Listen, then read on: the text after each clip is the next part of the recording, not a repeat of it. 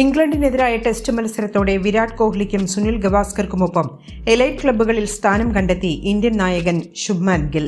ഒരു വിദേശ ടെസ്റ്റ് പരമ്പരയിൽ ഏറ്റവുമധികം സെഞ്ചുറികൾ സ്വന്തമാക്കുന്ന താരം, ഒരു ടെസ്റ്റ് മത്സരത്തിന്റെ ഒരു ഇന്നിംഗ്സിൽ ഡബിൾ സെഞ്ചുറിയും മറ്റൊരു ഇന്നിംഗ്സിൽ സെഞ്ചുറിയും സ്വന്തമാക്കുന്ന ഇന്ത്യൻ താരം എന്നീ റെക്കോർഡുകളിലാണ് ഗില്ലിന്റെ കുതിച്ചുചാട്ടം.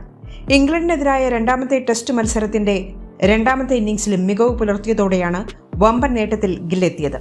ഒരു ടെസ്റ്റ് മത്സരത്തിന്റെ ഒരു ഇന്നിംഗ്സിൽ ഇരട്ട സെഞ്ചുറിയും മറ്റൊരു ഇന്നിംഗ്സിൽ സെഞ്ചുറിയും സ്വന്തമാക്കുന്ന രണ്ടാമത്തെ ഇന്ത്യൻ താരം മാത്രമാണ് ഗിൽ. മുൻപ് സുനിൽ ഗവാസ്കറാണ് ഇത്തരമൊരു നേട്ടം സ്വന്തമാക്കിയത്. 1971 നടന്ന മത്സരത്തിൽ ആദ്യ ഇന്നിംഗ്സിൽ 124 റൺസും രണ്ടാം ഇന്നിംഗ്സിൽ 220 റൺസും സ്വന്തമാക്കാൻ ഗവാസ്കർക്ക് സാധിച്ചിരുന്നു. ശേഷമാണ് ഇപ്പോൾ ഈ നേട്ടത്തിൽ ഗില്ലെത്തിയത്. ഇതോടൊപ്പം വിദേശത്ത് നടക്കുന്ന ഒരു ടെസ്റ്റ് പരമ്പരയിൽ ഏറ്റവുമധികം സെഞ്ചുറികൾ സ്വന്തമാക്കുന്ന ഇന്ത്യൻ ക്യാപ്റ്റൻ എന്ന റെക്കോർഡിലും ഒന്നാം സ്ഥാനത്തെത്താൻ ഗില്ലിന് സാധിച്ചു.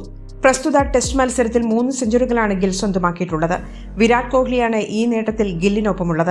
2014 ഓസ്ട്രേലിയക്കെതിരെ നടന്ന ടെസ്റ്റ് പരമ്പരയിൽ 3 സെഞ്ചുറികൾ സ്വന്തമാക്കാൻ കോഹ്ലിക്ക് സാധിച്ചിരുന്നു.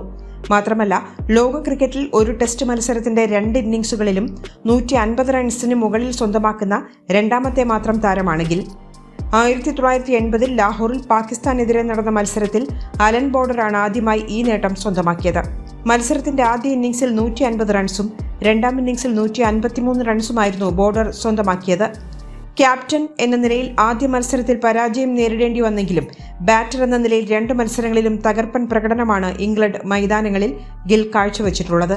ഗില്ലിന്റെ വെടിക്കെട്ടിന്റെ ബലത്തിൽ വലിയൊരു ലക്ഷ്യം ഇംഗ്ലണ്ടിന്റെ മുൻപിലേക്ക് വയ്ക്കാൻ ഇന്ത്യൻ ടീമിന് സാധിച്ചിട്ടുണ്ട്.